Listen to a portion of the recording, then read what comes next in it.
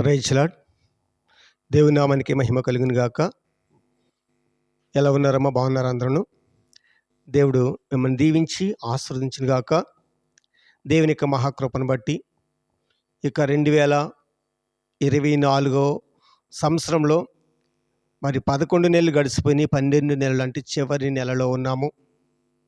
ఈ చివరి నెలలో మరి ప్రతిరోజు కూడా ఏదో ఒక సందర్భంలో ఏదో ఒక రీతిగా దేవుని మహింపరుస్తూనే ఉంటాం.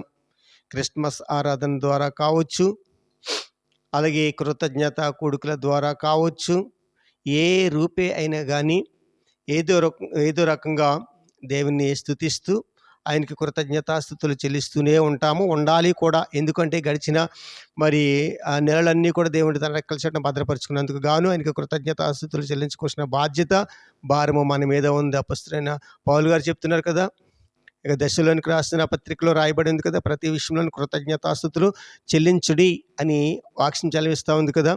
అంటే ప్రతి విషయంలోనంటే నీకు ఏదైనా మేలు జరిగితేనే కాదు, నీకు మేలు జరిగితేనే కృతజ్ఞతాస్తుతులు చెల్లించుకోవడం కాదు. నీవు ఈరోజు ప్రాణంతో ఉన్నావంటేని, ఈరోజు నువ్వు సజీవుల గుంపులో ఉన్నావంటేని, ఈరోజు నువ్వు ఇట్టి సంతోషకరమైన జీవితాన్ని అనుభవిస్తూ ఉన్నావంటేనే అది గొప్ప సాక్ష్యం. ఎందుకంటే ఈరోజు చూసినటువంటి వాళ్ళు రేపు మళ్ళీ కనబడట్లేదు.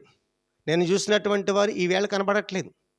చాలా భయంకరమైనటువంటి రోజుల్లో, భయంకరమైన దుర్దినాలలో మనం ఉన్నాము.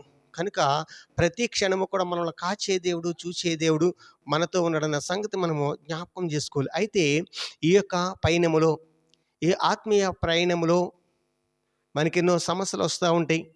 ఆ యొక్క సమస్యలను బట్టి త్రొట్టిల్లిపోయేవారు గాను, జారిపోయేవారు కానీ, పారిపోయే కానీ ఎంత మాత్రమో ఉండొద్దమ్మా.